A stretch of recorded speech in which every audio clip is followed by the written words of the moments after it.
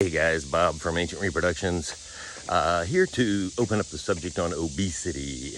I see the word obesity used, or that snake's obese, what I think is far too often. I think that, per Alexa's definition, obesity is looking portly or fat.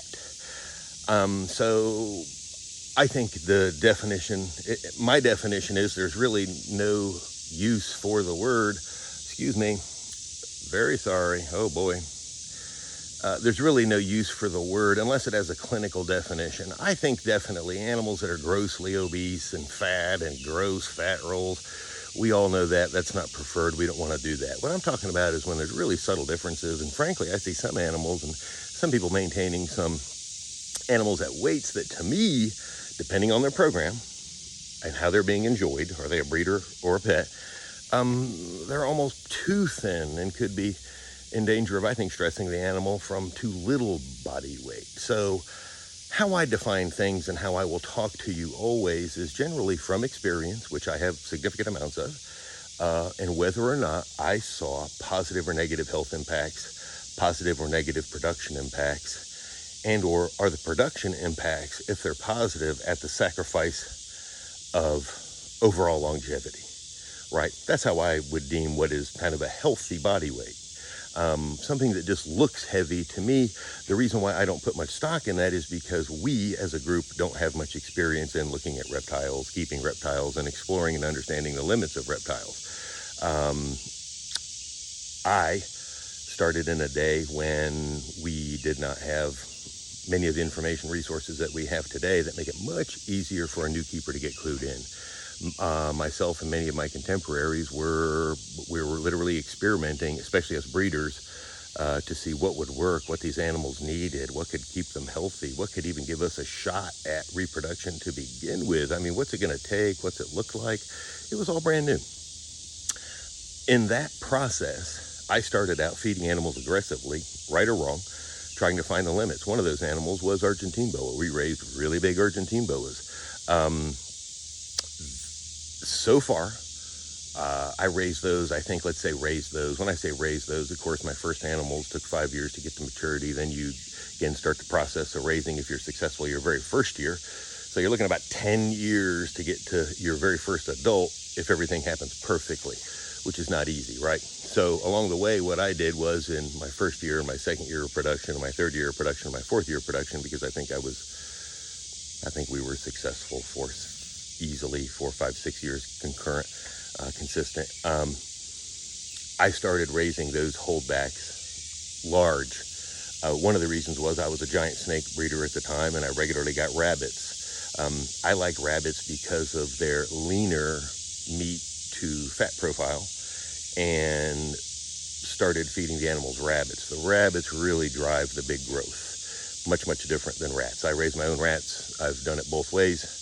And the point is, so far, with my snakes that are actually in a breeding and a working environment, the way I manage body weight and seasonality, I've been able to feed animals very aggressively, breed them multiple times, and have them live very long lives. So that's my thing.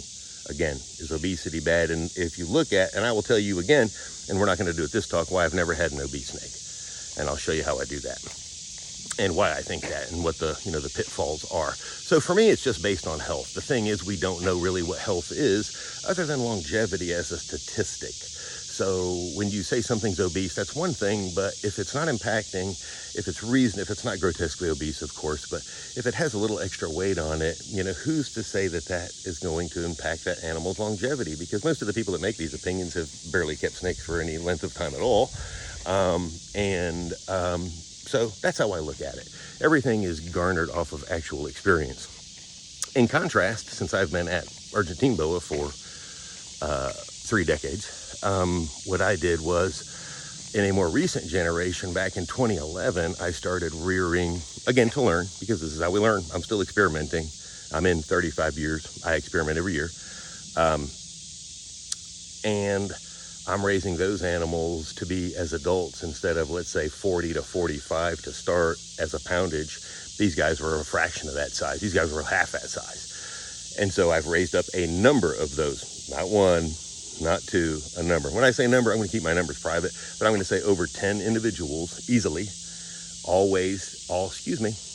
got wild again, all raised again to an extremely similar size profile, so that then I could see how they perform through time and through breeding and watch their weight management. So I just want you guys to not have fear in your keeping. If you want to feed something aggressive, you can, but there are implications, and they're not all good. It's so much to do more with feeding. What I will leave you with is what keeps an animal healthy is not the feeding. It's everything around it, right? It's everything around it. It's not just the diet, but everybody just wants to ask me about the feeding routine. Well, here's the bottom line on that if you get this far in the video. I'm not going to give anyone a recipe on how to grow a 50-pound boa. If you can't get there yourself, you don't need to be there yourself. What I want to do is give you guys the concept so that you can think creatively on your own with your own animals in your own cages, because your conditions are different than mine. And that's really the reason why I won't give you the recipe, is because you won't be able to follow it. I guarantee you won't be able to follow it.